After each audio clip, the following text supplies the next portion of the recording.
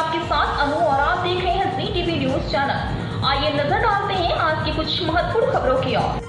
सुप्रसिद्ध वरिष्ठ माध्यमिक शिक्षा संस्थान मुक्त पुष्पांजलि स्कूल ने शुक्रवार को रंगत 2024 का आयोजन कर अपनी 25वीं वर्षगांठ मनाई। बहुप्रतीक्षित कार्यक्रम ने कला, परंपरा और रचनात्मकता के जीवंत उत्सव में छात्रों, अभिभावकों और गणमान्य व्यक्तियों को एक साथ लाया। अहमदाबाद शहर के डीओ आर्यन चौधरी और लोकप्रिय टीवी धारावाहिक तारक मेहता का उल्टा चश्मा में सुंदर की भूमिका निभाने वाले अभिनेता मयूर वकानी भी इस अवसर पर उपस्थित थे और बच्चों को प्रेरित किया। मुक्त पुष्पांजलि स्कूल के 400 से अधिक छात्रों ने दर्शकों को मंत्रमुग्ध करने के लिए भारत की प्रसिद्ध सांस्कृतिक विरासत का प्रदर्शन करते हुए मनमोहक लोक नृत्यों सहित मनमोहक प्रस्तुतियां दी। इस अवसर पर बोलते हुए प्रिंसिपल मनोज दीक्षित ने कहा, मुक्त पुष्पांजलि स्कूल में हम समग्र शिक्षा में विश्वास करते हैं। शैक्षणिक उत्कृष्टता के साथ हम बच्चों को हमारी संस्कृति और विरासत पर गर्व पैदा करके और रचनात्मकता विकास का पोषण करके एक पूर्ण व्यक्ति बनाने में मदद करने का प्रयास करते हैं। कार्यक्रम बच्चों को न केवल उनकी क्षमता खोजने में मदद करना बल्कि उनका आत्मविश्वास भी बढ़ाना है। पेश अहमदाबाद से नीता लिंबाचिया की खास रिपोर्ट। मारू नाम मनोज दीक्षित है। मुक्त पुष्पांजलि स्कूल वंदे मातरम रोड પોતાનો ડાયરેક્ટર છું। અમારી સ્કૂલ 2000 થી ચાલુ થઈ હતી, અત્યારે 25 વર્ષ પૂર્ણ થયા છે। એટલે રંગત 2024 નામનો પ્રોગ્રામ કર્યો છે। અંદાજે 400 જેવા બાળકોએ આમાં અલગ અલગ પરફોર્મન્સ આપવાના છે।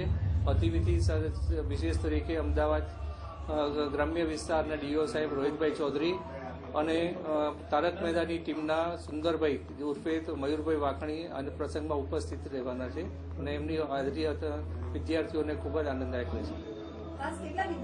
માય ડિયર બાળકો, આજે આ સરસ મજાની સાંજ છે। મુક્ત પુષ્પાંજલિ સંસ્થા દ્વારા એક સરસ મજાના એન્યુઅલ ફંક્શનનું આયોજન થયું છે અને બાળકોએ ખૂબ જ ઉત્સાહની સાથે આ ઇવેન્ટમાં ભાગ લીધો છે। જે રીતે આ ઇવેન્ટનું આયોજન થયું છે એ જોતા લાગે કે બાળકોની સાથે સાથે જે ટ્રસ્ટી મંડળ છે, જેટલા પણ શિક્ષકો છે અને જેટલા પણ આયોજકો છે એ સૌનો એટલો જ ઉત્સાહ છે અને સૌએ સાથે મળીને આ ઉમિયાધામની જે પવિત્ર ધરાઓ ઉપર સરસ મજાનું જે આયોજન કર્યું છે ખરેખર વખાણવા લાયક છે।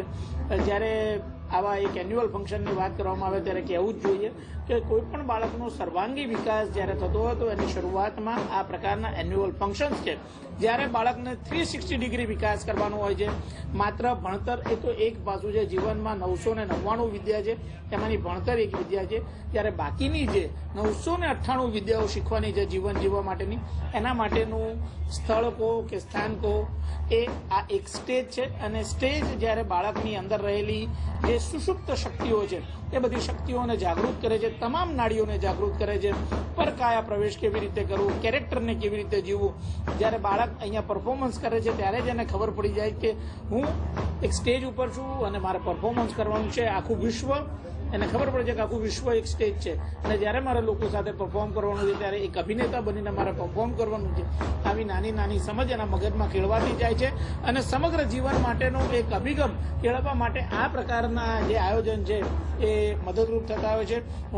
સમગ્ર કાર્યક્રમ ખૂબ પ્રેરણાદાયી રહ્યો છે અને બાળકોનો જે ઉત્સાહ જોયો, ખાસ કરીને અત્યારે જે કલ્ચર છે એમાં જે ભારતીય સંસ્કૃતિ, આધ્યાત્મિકતા સાથે શિક્ષણની વાત જે છે એમાં અત્યારે પ્રત્યક્ષ અમારા માનનીય શિક્ષણ મંત્રી શ્રી પોતાની નાદુરસ્ત તબિયતને કારણે ઉપસ્થિત રહી ન શક્યા, પરંતુ તેઓએ જે સંદેશ મોકલ્યો હતો અને શ્રીમદ ભગવદ્ ગીતાના પાઠ પણ દરેક શાળામાં થવા જોઈએ તે બાબતની જે બાબત મૂકી અને વાલીઓને પણ જે બાબતે એમણે સમજ આપી અને કેટલીક મહત્વની ટિપ્સ આપી તે ખરેખર ખૂબ આવકારવા લાયક હતી। તે રીતે જોવા જઈએ તો ખૂબ સુંદર કાર્યક્રમ છે। શાળાને ખૂબ અભિનંદન આપું છું, શિક્ષકોને અભિનંદન આપું છું, કોરિયોગ્રાફર્સ જે ટીમ છે જેમણે તૈયાર કર્યા એમણે અભિનંદન આપું છું, વાલીઓને વિદ્યાર્થીઓને ખૂબ ખૂબ અભિનંદન આપું છું।